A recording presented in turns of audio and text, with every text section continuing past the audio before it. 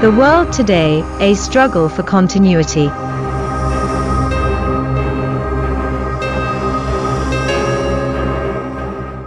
But the world is changing. The balance the Khoisan have always known is being threatened. Deforestation strips the land bare. Rivers run dry. The air thickens with pollution. Where once their ancestors walked freely, today, fences and laws push them into the margins.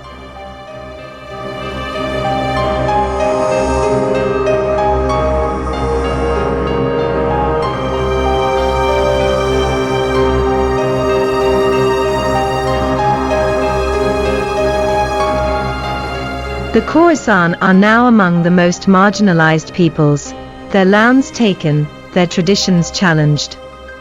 Modernization has made it harder to hold on to a way of life that has sustained them for millennia.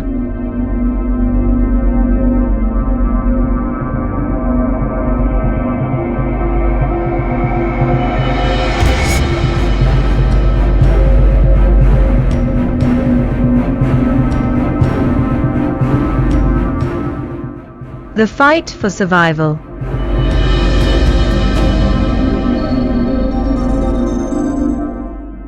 Yet, the Khoisan endure.